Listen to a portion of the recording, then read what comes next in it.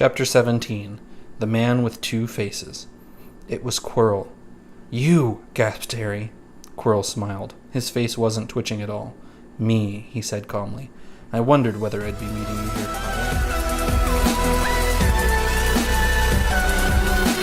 Happy Tuesday, Potterheads! Today we're talking about Chapter 17 and how we can make our very own Sorcerer's Stone, Philosopher's Stone, whatever it's called. But first, let's go to the recap. Harry discovers that it's been Quirrell going after the stone the whole time and not Snape. Quirrell explains everything to Harry as he tries to figure out how the mirror works. Harry tries to get in front of the mirror and then he hears a voice coming from Quirrell's turban. Quirrell asks Harry what he sees and the voice says he's lying. Quirrell takes off his turban and Voldemort's face is on the back of Quirrell's head. Voldemort tries to convince Harry to join him, but Harry refuses. Voldemort commands Quirrell to attack Harry, but when Quirrell touches Harry, his skin begins to burn. Harry uses this to his advantage, but he eventually passes out from pain. The next thing Harry knows, he's waking up in the hospital wing with Dumbledore looking down on him. Dumbledore explains everything about the stone and Flamel and Voldemort, except for some things he decides not to explain. Ron and Hermione visit Harry in the hospital wing, and he explains everything to them. The next day, Hagrid visits Harry and gives him a photo album of his parents. Harry goes down to the feast, and Slytherin has won the House Cup, but Dumbledore's all like, "Nah, Gryffindor's gonna win it." Then the kids leave school, get on the train, and go back to King's Cross. The Weasleys are there, and so is Uncle Vernon, and Harry jokes about threatening Dudley with magic. There's too much going on in this chapter to talk about any one thing. Seriously, another chapter where I came up with a big old goose egg for topics after reading. So, at the suggestion of my amazingly intelligent wife, we're going to talk about the real Philosopher's Stone. And yes, debate settled. There is no such thing as a Sorcerer's Stone in history. The historical stone of legend that this entire book is based upon is called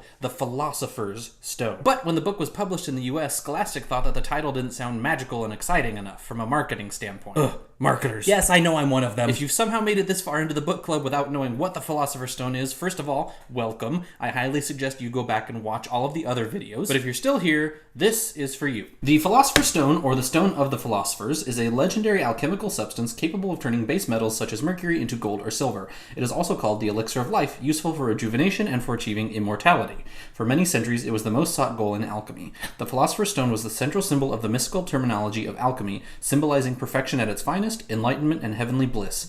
Efforts to discover the Philosopher's Stone were known as the Magnum Opus, or Great Work. The stone is mentioned in writing as early as the 4th century by Greek philosophers. Throughout history and across the world, there have been many different claims of achieving the creation of the stone, and many different methods were claimed as well. Liars! But according to this amazing book right here, which is the companion book to the Harry Potter exhibit currently at the British Library. Someone take me to England! The basis for the HP version of the stone is something called the Ripley Scroll. The Ripley Scroll, or rather scrolls, as there are 23 in existence, is nearly 20 feet long, 2 feet wide, and is covered in just weird as fuck inscriptions and illustrations. The scroll is intended as instructions on how to create the Philosopher's Stone. This is where it gets nuts. Get ready, kids. We're going on a wild ride here. The first thing I'll say is that the only way you could even dream of creating the stone is to be an incredibly powerful wizard and an incredibly wealthy wizard who has a lot of time on his hands. So like, big ups to Nick Flamel. Also, props to Purnell for sticking through it. Okay, so here we go. A little bit of background first. So the way that you actually make a Philosopher's Stone is by making 3 other stones and then combining them into one. So yeah, at this point, I'm just thinking all alchemists are stoners. The scroll starts at the top with an illustration of an alchemist who straight up looks like Santa. It all makes sense now. Holding his philosopher's egg, which is basically like a giant beaker that an alchemist does all of his work in. Inside of his egg is a bunch of other illustrations of other alchemists holding their eggs. It's eggception. But inscribed on Santa's egg is this first instruction. You must make water of the earth, and earth of the air, and air of the fire, and fire of the earth. So that's step 1. Basically flip everything all around, and that's how you create the Blackstone. But to a wizard, I mean, that's probably not that hard. Just some elemental transfiguration. Step 2 gets even weirder. In step 2, to create the White Stone, you first have to take light from the sun and the moon, easy enough, and combine them together with mercury, not dangerous at all, and while you're combining them, pour vinegar all over it. But why? Now, except for the whole taking light from the sun and the moon thing, the White Stone doesn't seem too hard, right? And for old Nick, Nicholas Flamel, Nick, Saint Nick, Santa on top of the scroll. What? But for any wizard, I mean, can't you just conjure some light during the day and the night so it's like you're taking it from the sun and the moon? So we've got the Black Stone and the White Stone. Step 3! Time to get even weirder, kids. Now we shall create the Red Stone. First, you need a ground with a hill and also a serpent in a well. So Hogwarts could work, right? Because Hogwarts is in hills, and it kind of has a serpent in a well. We'll talk about that next book. But wait, make sure the well is sealed so the serpent can't get out. Also, the serpent has a tail and long wings, so it's kind of a dragon. And the well has to be clear. And the water has to be super clean. And apparently this water needs to be cleansed with fire, and vice versa. And then turned into earth and air, and then somehow all these 4 elements need to be knit together somehow. Don't worry, guys. It's super easy. And once you do all this, the serpent shall be redeemed. Then he'll turn black, and then he'll swell up because of his full bladders. I'm seriously not making this up. And then he'll explode. explode. But wait, now use the water that he was in to wash him of his sin. And now let him drink some. And now you've got the redstone. Somehow. Okay, guys, we're almost there. Now take the sun. Yes, the sun. And make it so that there's no more darkness wherever you are. Next, remember all of the properties of the stone and keep them in your mind. Upon doing this, within your philosopher's egg, the bird of Hermes will appear. And once he is done eating all of his wings, he will stand there as the philosopher's stone. And congratulations, you did it! Now, I obviously took all of these poetic inscriptions on the scroll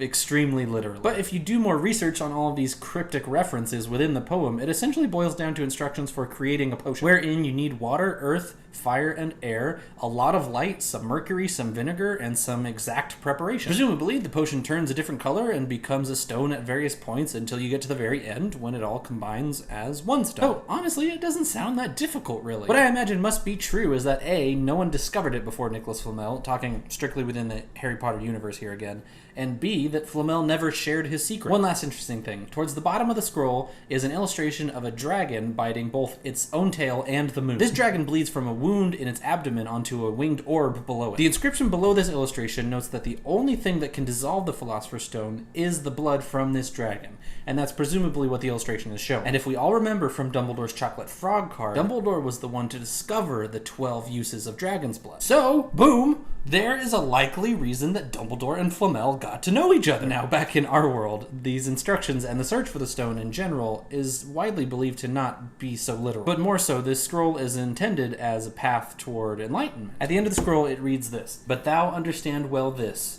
of the work thou shalt miss. Therefore know ere thou begin what he is and all his kin. Many a name he hath, full sure, and all is but one, nature. Thou must part him in three, and then knit him as the Trinity, and make them all but one. Lo, here is the Philosopher's Stone." Essentially, you have to pull apart all three parts of yourself, mind, body, and soul, and knit them all back together again as one. Thereby, you become the Philosopher's Stone. You can turn base metals, life's hardships, into gold, happiness. And you can live forever. Or at least you won't fear death. You could also pull some pretty clear Christian imagery out of this. I'll let you guys explore that in the comments. And that's it for today's topic. Let me know what you guys think in the comments. And also, go look up the Ripley Scroll. It's pretty crazy. And now it's time for parenting with... I mean, I don't have much to say as far as parenting goes in this chapter, other than just love your children, because it could literally save their lives down the road. Oh, also, if there's a life-threatening thing that you know is coming down the road toward your child, don't be a terrible role model like Dumbledore and make them face it all on their own, okay? And that's all for parenting with... For this week's question, I'm wondering, how did Dumbledore A, hide the stone in the mirror, and B, make it so that Harry could retrieve the stone from the mirror? Maybe we'll talk about this in next week's video! And that's it for this week's video. Thanks for watching. If you like this video, please give it a thumbs up. If you really like what we're doing and want to follow along, please subscribe. And please, please, please share this video with everyone you know. Next week, we'll be doing a full book discussion. We're going to take a look at the entirety of Harry Potter and the Sorcerer's Stone and see what we can come up with. So review your notes and be ready for next Tuesday's discussion. Thank you so much for all of you that have made it this far and for sticking through with the book club until this last chapter. We'll see you next week. Knox!